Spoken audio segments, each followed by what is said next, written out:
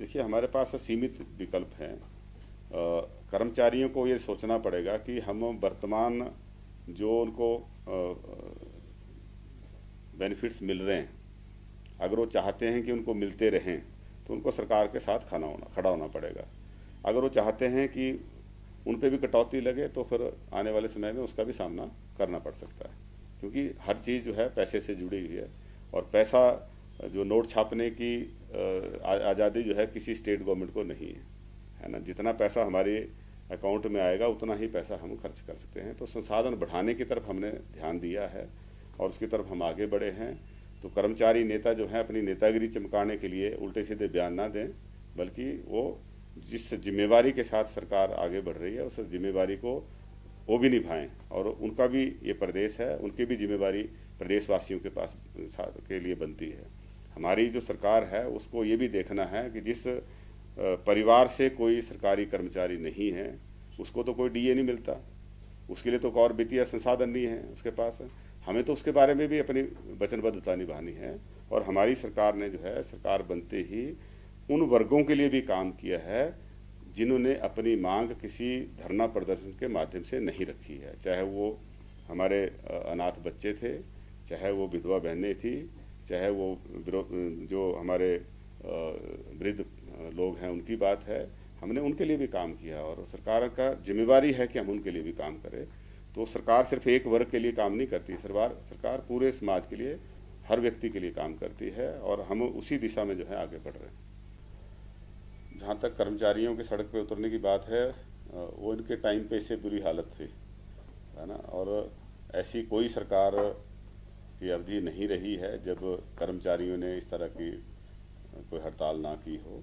और प्रजातंत्र की व्यवस्था है, इसमें उनको भी अपनी बात कहने का हक है।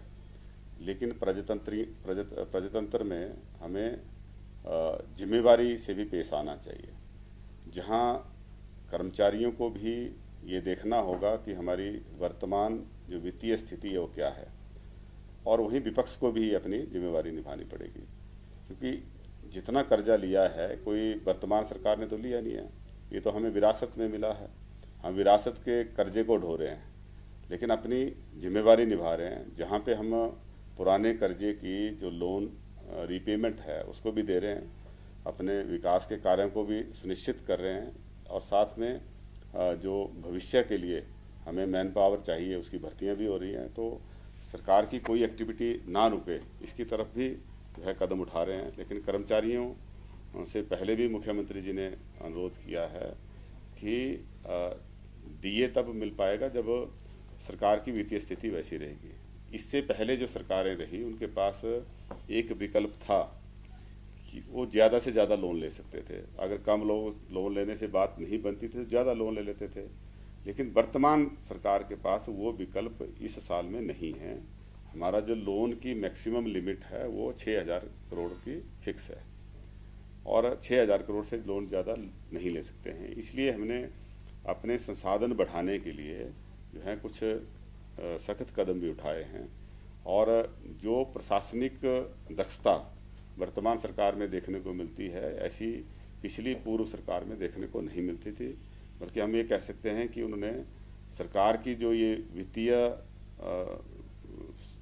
एक, मैं कहूँगा कि पूरी तरह से जो डिरेलमेंट हो गई है, जो पूरी तरह से जो वित्तीय स्थिति जो है कंट्रोल से बाहर हो गई है, ये इसके लिए पूर्व की सरकार जो है ज़्यादा जिम्मेवार है। क्योंकि उन्होंने जो है संसाधन जुटाने की तरफ कोई ध्यान नहीं दिया, बल्कि जो संसाधन पहले से उपलब्ध थे उनको लुटाने का काम किया। तो हमने जो है एक रिस्पॉन्सिबल तरीके से सरकार चलाने का प्रयास किया है। जहां हम ज़रूरी खर्चे कर रहे हैं वहीं पे संसाधन बढ़ाने पे भी हमने फोकस किया है।